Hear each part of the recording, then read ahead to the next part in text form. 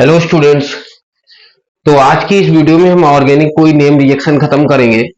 और last time पे हम लोगों ने एल्डोल कंडेंसेशन पढ़ा था। कोई भी नेम रिएक्शन हो उसमें हम लोगों ने शॉर्टकट तरीका पढ़ रखा है। तो शॉर्टकट तरीके से क्या होता है कि आंसर जल्दी आ जाता है, थोड़ा टाइम बच जाता है। टाइम बचाना ही है हमको। तो आज की इस वीडियो में क्रॉस एल्डोल कंडेंसेशन हम देखेंगे। क्रॉस एल्डोल कंडेंसेशन देखने से पहले एल्डोल कंडेंसेशन के बारे में जानेंगे। सबसे पहले एल्डोल कंडेंसेशन, एक मिनट।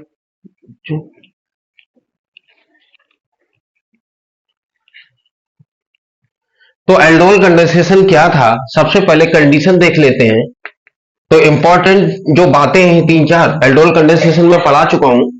जो तीन चार इंपॉर्टेंट पॉइंट है वो हम फिर से रिपीट करा दे रहे हैं, जिससे कि क्रॉस एल्डोल कंडेंसेशन को हम कनेक्ट कर सके। हम लोगों ने सबसे पहले एल्डोल कंडेंसेशन पढ़ा तो सबसे पहली कंडीशन होना चाहिए carbonyl group, carbonyl compound must have alpha hydrogen. Alpha hydrogen, कोई भी कार्बोनिल कंपाउंड है उसके पास अल्फा हाइड्रोजन होना चाहिए। पहली कंडीशन थी। सेकंड कंडीशन थी be are used mild base, bracket में लिखें लाइक BaOH का होल ट्वाइस, MgOH का होल ट्वाइस। माइल्ड बेस होना चाहिए, या माइल्ड बोले या वीक बेस बोले, एक ही बात है। थर्ड पॉइंट था both both reactant and substrate are same. Same मतलब यहां पर समझ लेंगे, ये कोई कार्बोनिल कंपाउंड है, इसकी रिस्पेक्ट में ये अल्फा हाइड्रोजन, इसके पास अल्फा हाइड्रोजन। फर्स्ट कंडीशन हमारी फुलफिल हो रही है यहां पर। और यहां पर ये जो थर्ड पॉइंट है हमने कहा सेम, ये दूसरा कार्बोनिल कोई कंपाउंड है, एसिटाइलडिहाइड है, मतलब ये सेम होने चाहिए।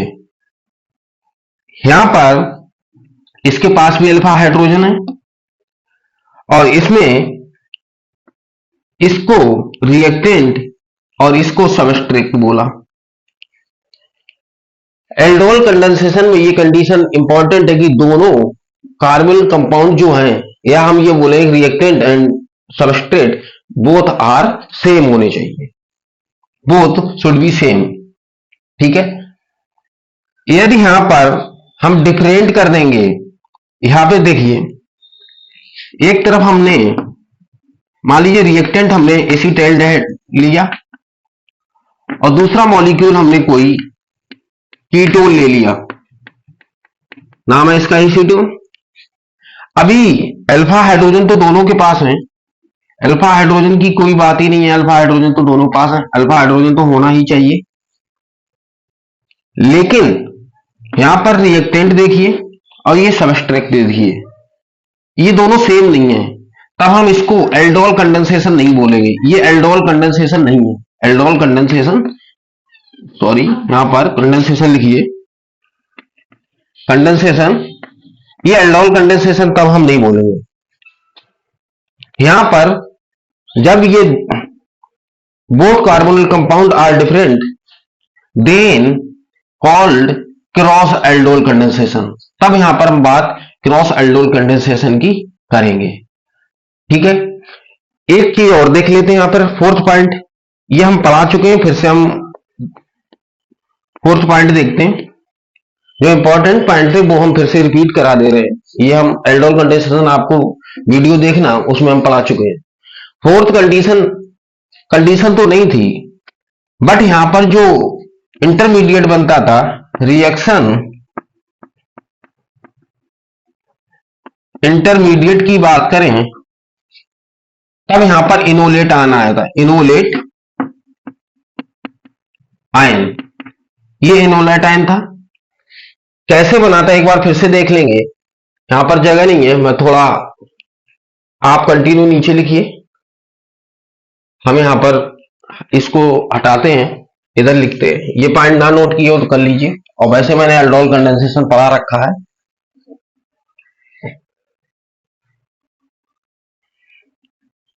फोर्थ पॉइंट है रिएक्शन इंटरमीडिएट इनोलेट आयन था हमारा।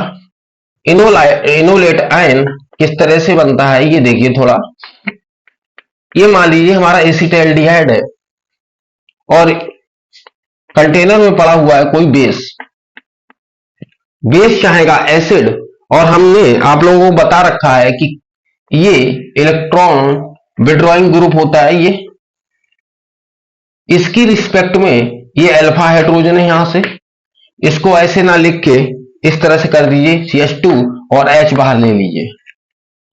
ये एसिडिक नेचर का होता है, और ये इतना एसिडिक नेचर का होता है, टर्मिनल एल्कलाइन से जुड़ा हुआ H भी इससे कम एसिडिक होता है। मतलब टर्मिनल, मैंने लिखवाया जब मैंने एल्डोल कंडेंसेशन पढ़ाया था तब आप लोगों ने बताया था, ये एसिडिक नेचर का होता है हाइड्रोजन, इससे भी ज्यादा ये हाइड्रोजन एसिडिक है। और जब ये एसिडिक हाइड्रोजन है तो ये बेस यहां से इस हाइड्रोजन को घसीट लेगा, वाटर मॉलिक्यूल निकल जाएगा H2O। क्योंकि कंडेंसेशन है, हमने बोला था कंडेंसेशन टर्म जब आएगा तो आप ये समझ लीजिए वहां से वाटर मॉलिक्यूल रिलीज होगा। अब ये OH यहां पर नेगेटिव चार्ज आ जाएगा, CH2 ये नेगेटिव चार्ज हो गया, हाइड्रोजन चला गया, ये डबल बॉन्ड O और यहां पर ये H। यहां से देखिए ये रेजोनेंस में पार्टिसिपेट कर जाएगा डबल, और यहां से ये नेगेटिव चार्ज ट्रांसफर हो जाएगा ऑक्सीजन पर। तो यहां पर रफली तौर पे देख लेंगे, इधर आ जाएगा CH2 डबल बॉन्ड C और यहां सिंगल बॉन्ड O और नेगेटिव चार्ज। इसी को बोला था हम लोगों ने इनोलेट आयन, ये है इनोलेट आयन। तो ये इंटरमीडिएट बनता है एल्डोल कंडेंसेशन में, इनोलेट आयन। एल्डोल कंडेंसेशन हो या क्रॉस एल्डोल कंडेंसेशन हो, इनोलेट आयन का ही फॉर्मेशन होगा, वहां भी इनोलेट आयन का फॉर्मेशन होगा। अब हम स्टार्ट करेंगे, आज की हमारी नेम रिएक्शन है क्रॉस एल्डोल कंडेंसेशन। ये एल्डोल कंडेंसेशन के बारे में थोड़ा बेसिक पॉइंट बता दिया आप लोगों को, 4 पॉइंट मैंने बताया, जिससे कि हम क्रॉस एल्डोल कंडेंसेशन को कनेक्ट कर सकें। क्रॉस एल्डोल कंडेंसेशन और एल्डोल कंडेंसेशन में क्या डिफरेंस है वो आप लोगों को पता होना चाहिए, है ना। चलिए अब हेडिंग डालेंगे cross aldol condensation. Cross aldol condensation समझिए। तो सबसे पहले डॉट पॉइंट बना के लिख लेंगे, both reactant and substrate should be same, same नहीं, different।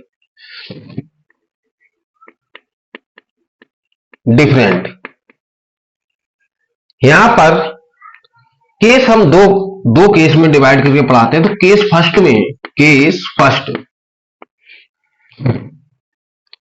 फर्स्ट की बात करें, रिएक्टेंट एंड सबस्ट्रेट दोनों डिफरेंट होंगे, ये तो कंडीशन है क्रॉस एल्डोल कंडेंसेशन की। यदि यहां पर सेम कर देंगे तो हमारा एल्डोल कंडेंसेशन हो जाएगा। ठीक है, डिफरेंट होंगे, लेकिन पहले केस में दोनों सबस्ट्रेट एंड रिएक्टेंट के पास अल्फा हाइड्रोजन प्रेजेंट होगा। सेकंड केस में किसी एक कार्बोनिल कंपाउंड के पास अल्फा हाइड्रोजन प्रेजेंट होगा, किसी एक कार्बोनिल कंपाउंड के पास अल्फा हाइड्रोजन नहीं होगा। तो यहां पर केस फर्स्ट में लिखेंगे alpha hydrogen must be present in both carbonyl compound. इतनी बात समझ में आई? ठीक है, यहां पर देखिए थोड़ा, ये CH3 C double bond O और यहां पर ये H प्लस CH3, इधर ये CH3, ये एसिटाल्डिहाइड है, ये कीटोन है, ये दोनों रिएक्टेंट, इसको हम रिएक्टेंट की तरह मानते हैं कि ये रिएक्टेंट और ये कोई सबस्ट्रेट। जब ये दोनों डिफरेंट हैं, यहां पर जब नाम आएगा तब क्रॉस एल्डोल कंडेंसेशन इसको बोले, ये कोई बेस पड़ा हुआ है, और ये जो हमारी प्रोसेस है इसको क्रॉस एल्डोल कंडेंसेशन बोलेंगे। यहां पर आप लोगों को 4 प्रोडक्ट मिलेंगे, 4 प्रोडक्ट हमको ऑब्टेन होंगे। यहां पर ये 4 प्रोडक्ट किस तरह से हो सकते हैं, देखिए पहला, सबसे पहले बात करेंगे 1 पॉइंट, ये मॉलिक्यूल रिएक्टेंट एंड ये सबस्ट्रेट की तरह काम करे, ये रिएक्टेंट और ये सबस्ट्रेट की तरह काम करे, तो जो प्रोडक्ट मिलेगा, हमने आप लोगों को शॉर्ट तरीका बताया था, यहां से 2H घसीट दीजिए, यहां पर इस तरह से, यदि हम 2H ऑक्सीजन के साथ बाहर कर दें तब ये जो कंपाउंड है ये डायरेक्ट अटैच हो जाएगा। तो यहां पर हम लिख सकते हैं वाटर मॉलिक्यूल निकलेगा, और ये CH3 CH डबल बॉन्ड, यहां पर C है, ये H बचा हुआ है तो CH लिख दिया, double bond CH C double bond O और CH3, ये कंपाउंड बना। इसकी रिस्पेक्ट में ये अल्फा और ये बीटा, कंपाउंड हमारा जो बनता है alpha beta unsaturated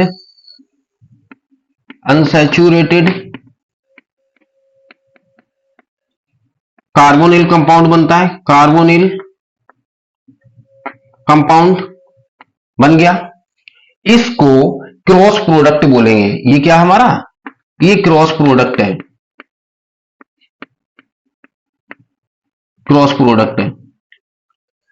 second condition की बात करें, अब हम यहां पर प्रोडक्ट बना के नहीं दिखाएंगे, ये प्रोडक्ट बना के दिखा दिया, बाकी आप प्रोडक्ट बना सकते हैं। सेकंड कंडीशन है ये सबस्ट्रेट की तरह बिहेव करे और ये रिएक्टेंट की तरह बिहेव करे, तब भी हमारा जो मिलेगा वो क्रॉस प्रोडक्ट ही मिलेगा, क्रॉस प्रोडक्ट ही आएगा। यहां पर ये हटाते हैं, यहां नीचे आप लोगों को दिखाई नहीं देगा, तो अगर केस 1 ना नोट किया हो तो कर लीजिए, स्क्रीनशॉट ले लीजिए। ठीक है, टॉपिक चल रहा है हमारा cross aldol condensation. Cross aldol condensation कोई ज्यादा डिफरेंस नहीं है, डिफरेंस है तो बस सबस्ट्रेट एंड रिएक्टेंट के मॉलिक्यूल को लेके हैं। अब यहां पर थर्ड कंडीशन की बात करें, थर्ड ये लिख लेते हैं, पहले ये वाले मॉलिक्यूल्स ऊपर लिख लेते हैं, CH3 C double bond O H plus ये एसीटोन डबल बॉन्ड CH3, यहां पर 4 प्रोडक्ट मिलेंगे हमको, 2 cross product and 2 normal product. Third condition, यही मॉलिक्यूल रिएक्टेंट की तरह बिहेव करे और यही सबस्ट्रेट की तरह बिहेव करे और ये वर्क हम कहते हैं कि नहीं कर रहा है, तब जो प्रोडक्ट मिलेगा वो नॉर्मल प्रोडक्ट मिलेगा। नॉर्मल प्रोडक्ट बोले, नॉर्मल प्रोडक्ट, यहां पर हम इसको नॉर्मल प्रोडक्ट बोले, ये आर बनाओ, नॉर्मल प्रोडक्ट बोले, या फिर हम इसको एल्डोल प्रोडक्ट बोले। क्रॉस प्रोडक्ट में मिलेगा क्योंकि एल्डोल कंडेंसेशन की ये कंडीशन थी कि reactant and substrate both are same, तो ये क्या है, रिएक्टेंट और सबस्ट्रेट दोनों तरह वर्क करेगा, तब ये सेम हो जाएगा, तब यहां पर नॉर्मल प्रोडक्ट बनेगा या फिर एल्डोल प्रोडक्ट बनेगा। और फोर्थ कंडीशन में अगर देखें तो ये भी हो सकता है कि ये वर्क ना करे और यही रिएक्टेंट एंड सबस्ट्रेट की तरह वर्क करे, तब भी हमको नॉर्मल प्रोडक्ट ही मिलेगा। इन दो प्रोडक्ट को हम एल्डोल प्रोडक्ट भी बोल सकते हैं, एल्डोल प्रोडक्ट, ये एल्डोल प्रोडक्ट बोले या नॉर्मल प्रोडक्ट बोले। तो इस तरह से आप लोगों को यहां से दिखाई पड़ रहा होगा कि क्रॉस एल्डोल कंडेंसेशन में आप लोगों को 4 तरह के प्रोडक्ट देखने को मिले, दो क्रॉस प्रोडक्ट और 2 नॉर्मल प्रोडक्ट, नॉर्मल बोले या फिर एल्डोल बोले, ये प्रोडक्ट हमको देखने को मिले। ठीक है, ये केस फर्स्ट था और किस कंडीशन में था, दोनों कार्बोनिल कंपाउंड के पास अल्फा हाइड्रोजन होने चाहिए और दोनों कार्बोनिल प्रोडक्ट नहीं, दोनों कार्बोनिल कंपाउंड डिफरेंट होने चाहिए, तब हमारा क्या हो जाएगा, क्रॉस एल्डोल कंडेंसेशन होगा। केस सेकंड की बात करें, उम्मीद करता हूं एल्डोल कंडेंसेशन समझ में आ रहा होगा, क्रॉस एल्डोल कंडेंसेशन भी समझ में आ रहा होगा। बेसिक डिफरेंस हम आपको बता चुके हैं। यदि हम कार्बोनिल कंपाउंड सेम ले लेते हैं तब एल्डोल कंडेंसेशन, डिफरेंट होगा तो क्रॉस एल्डोल कंडेंसेशन। कोई अंतर है क्या, कुछ भी नहीं है।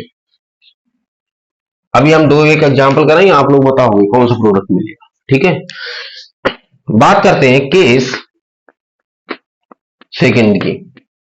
देखिए, कार्बोनिल कंपाउंड तो डिफरेंट होंगे ही। पहले केस में हम लोगों ने अल्फा हाइड्रोजन दोनों में प्रेजेंट था। सेकंड केस में if alpha hydrogen present only one carbonyl compound,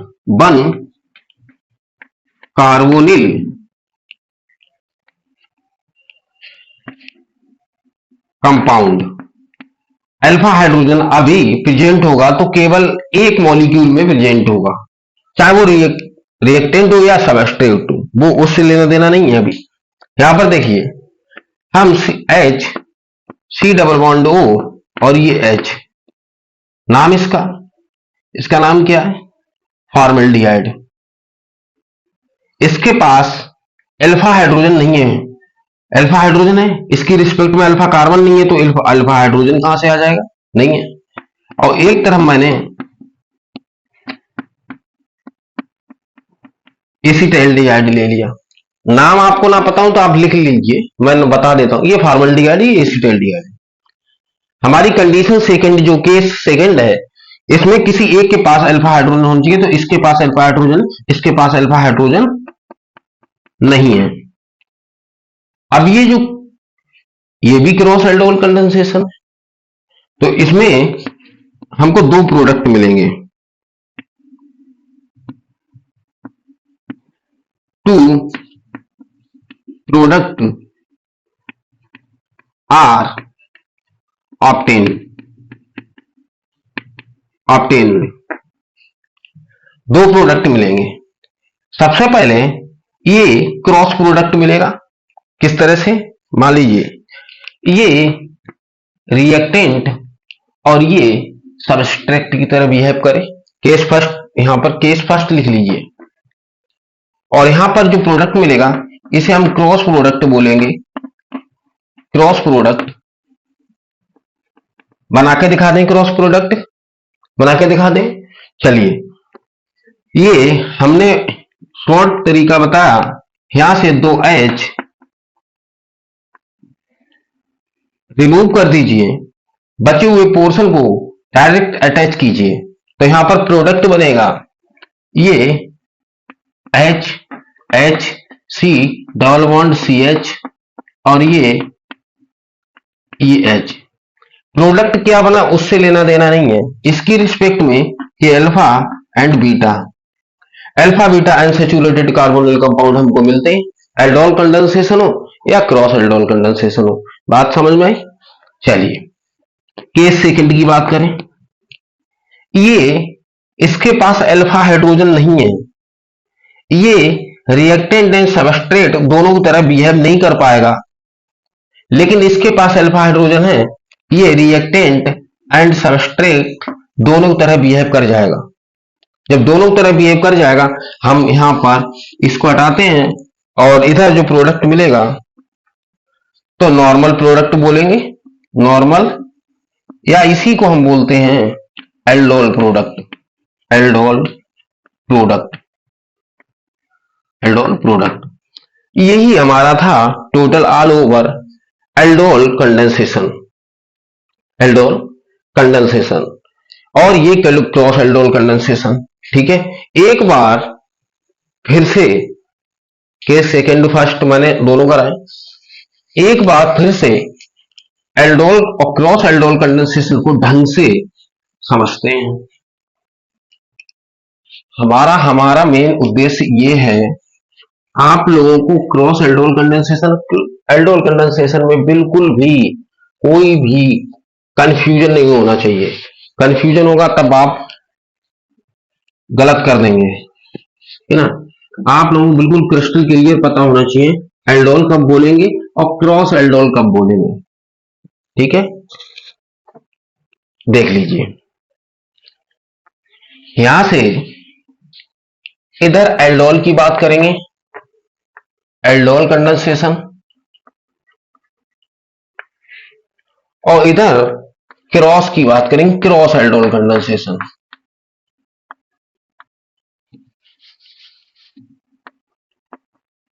aldol condensation, और दोनों के पॉइंट डिफरेंस, बेसिक डिफरेंस हम लिख लेंगे। यहां पर रिएक्टेंट एंड सबस्ट्रेट, या इसी को बोले carbonyl compound, both are same, both are same. इधर अगर बात करें reactant and substrate both are different,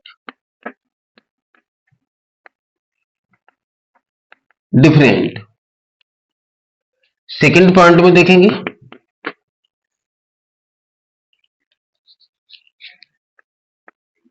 alpha hydrogen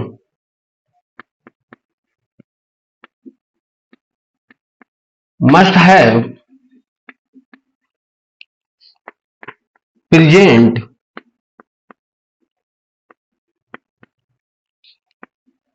both carbonyl compound,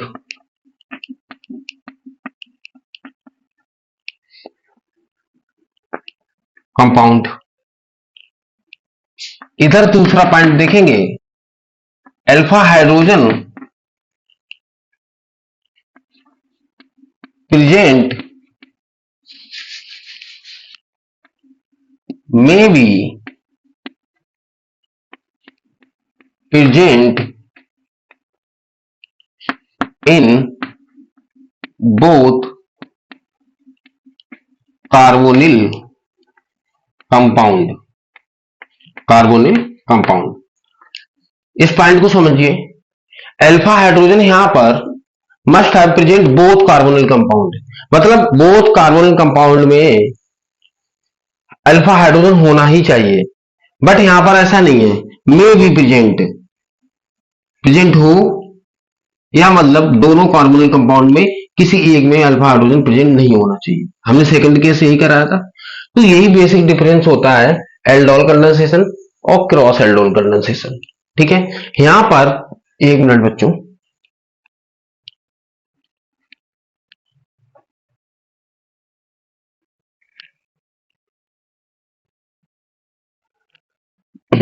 तो यहां पर आप लोगों को एल्डोल कंडेंसेशन और क्रॉस एल्डोल कंडेंसेशन में समझ में आया होगा कि दोनों में डिफरेंस क्या है। ठीक है, चलिए अब यहीं पर एक छोटी सी, बहुत छोटी सी रिएक्शन है, उसको समझ लेते हैं। Claisen Smith reaction, Claisen Smith reaction. चलिए इसी में एक स्टार पॉइंट बना के लिखेंगे, क्लेजन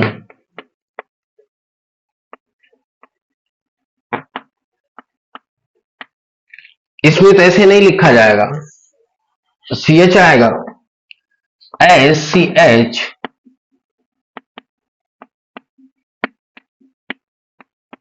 क्लेजन स्मिथ रिएक्शन। इसको प्रोनाउंसिएशन में हमने बोला था कि जब पढ़े इसको, इसका प्रोनाउंसिएशन करेंगे तब ये CH को साइलेंट कर देंगे, इधर D को साइलेंट कर देंगे, तो S पढ़ेंगे, स्मिथ बोलेंगे। ठीक है, ये CH केमिस्ट्री में नेम रिएक्शन में जहां भी CH आएगा वहां पर हम साइलेंट कर देंगे। CH केमिस्ट्री का CH सबसे पहला वर्ड होता है। CH केमिस्ट्री जब लिखते हैं, केमिस्ट्री लिखते हैं CHE, तो इसमें से CH जहां भी नेम रिएक्शन में आएगा इसको साइलेंट रखेंगे, तब इसको हम स्मिथ रिएक्शन पढ़ेंगे। इसी के एल्डोल क्रॉस एल्डोल कंडेंसेशन के साथ में क्यों पढ़ रहे हैं, क्योंकि थोड़ा ही डिफरेंस है क्रॉस एल्डोल कंडेंसेशन में और क्लेजन स्मिथ रिएक्शन में। देखिए यहां पर हम लोगों ने अभी क्रॉस की बात करें, ये केस सेकंड में हम लोगों ने, इसके पास अल्फा हाइड्रोजन नहीं था और यहां पर अल्फा हाइड्रोजन है, both carbonyl compound are different, तब यहां पर इस तरह से हमको क्रॉस प्रोडक्ट मिला था, क्रॉस प्रोडक्ट मिला। ये बात थी क्रॉस एल्डोल कंडेंसेशन की, ये क्रॉस एल्डोल कंडेंसेशन था। यदि यहां पर ये अल्फा हाइड्रोजन इसके पास नहीं है, यदि यहां पर एरोमेटिक कार्बोनिल कंपाउंड ले लें और इसके पास भी अल्फा हाइड्रोजन नहीं है, ये बेंजल डिहाइड है, इसका नाम बेंजल डिहाइड है, और यहां पर डिफरेंट कोई कार्बोनिल कंपाउंड ले लेते हैं, डिफरेंट होना चाहिए, कोई भी कार्बोनिल कंपाउंड हो, इसके पास भी अल्फा हाइड्रोजन नहीं है, इसके पास अल्फा हाइड्रोजन नहीं है और इसके पास अल्फा हाइड्रोजन है, इधर भी अल्फा हाइड्रोजन है, अल्फा हाइड्रोजन है, तब ये जो प्रोडक्ट मिलेगा यहां पर भी क्रॉस प्रोडक्ट मिलेगा आप लोगों को। अब यहां पर प्रोडक्ट बना देते हैं, यहां से ये रिएक्टेंट ये सबस्ट्रेक्ट की तरह बिहेव करे, तब यहां पर दो H रिमूव करेंगे, यहां वाटर मॉलिक्यूल हटा देंगे, माइल्ड बेस पड़ा होगा और प्रोडक्ट बना देंगे। ये हमारी बेंजीन रिंग आ गई और यहां से CH डबल बॉन्ड CH और ये कार्बोनिल ग्रुप लगा दिया। कंपाउंड कौन सा बना इससे लेना देना नहीं है अभी, यहां पर नाम है alpha beta unsaturated carbonyl compound. इसका नाम क्लेजन स्मिथ रिएक्शन हो जाएगा। क्या बेसिक डिफरेंस क्या हुआ क्रॉस एल्डोल कंडेंसेशन में एंड क्लेजन स्मिथ रिएक्शन में? ये यदि हम कोई एरोमेटिक कार्बोनिल कंपाउंड रिएक्टेंट या सबस्ट्रेट ले लेते हैं, तब ये रिएक्शन का नाम चेंज हो जाएगा, क्लेजन स्मिथ रिएक्शन हो जाएगी। बस यही डिफरेंस है, इसीलिए हमने साथ में तो ये वाली रिएक्शन जो है ये क्लेजन स्मिथ रिएक्शन है, और ये जो है ये क्रॉस एल्डोल कंडेंसेशन है। यहाँ पर क्या है, ये एरोमेटिक कार्बोनिल कंपाउंड ले लिया, एरोमेटिक कार्बोनिल कंपाउंड जिसके पास अल्फा हाइड्रोजन नहीं है। क्या यहाँ पर एरोमेटिक कार्बोनिल कंपाउंड लें, ये मान लीजिए कोई एरोमेटिक कार्बोनिल कंपाउंड इस तरह से CH3 C double bond O और ये CH3, ये एरोमेटिक कार्बोनिल कंपाउंड है, लेकिन क्या यहाँ पर अल्फा हाइड्रोजन है, अल्फा हाइड्रोजन यहाँ पर, तब ये क्लेजन स्मिथ रिएक्शन नहीं होगी। क्लेजन स्मिथ रिएक्शन में सारी शर्त क्रॉस एल्डोल कंडेंसेशन की लगेंगी। बस यहाँ पर एरोमेटिक कार्बोनिल कंपाउंड जब हम ले लेंगे तब इसका नाम चेंज हो जाएगा, क्लेजन स्मिथ रिएक्शन हो जाएगी। तो आज की यही हमारी रिएक्शन थी, क्रॉस एल्डोल कंडेंसेशन और क्लेजन स्मिथ रिएक्शन। उम्मीद करता हूं आप लोगों को समझ में आया होगा। चलिए आज की इस वीडियो में इतना ही रखते हैं, नेक्स्ट वीडियो में कोई और नेम रिएक्शन करवाएंगे। उम्मीद करता हूं आप लोगों को समझ में आ रहा होगा। बेसिक डिफरेंस समझिए, आप एरो के ऊपर रखे हुए कंपाउंड से एरो के ऊपर जो भी रिएक्टेंट रखा हुआ आप पहचान लगे कि ये रिएक्शन कौन सी है। आप ढंग से पढ़ते रहिए, नोट बनाते रहिए, ऑर्गेनिक रिएक्शन में आप फंसेंगे नहीं, और बार बार उसको रिपीट कीजिए, ऑर्गेनिक रिएक्शन को बार बार कॉपी पे लिखिए, तब जाके आप जाके क्लियर कर पाएंगे। बिना लिखे तो ऑर्गेनिक आना बहुत मुश्किल है। चलिए आज की वीडियो में इतना ही रखते हैं। Thank you.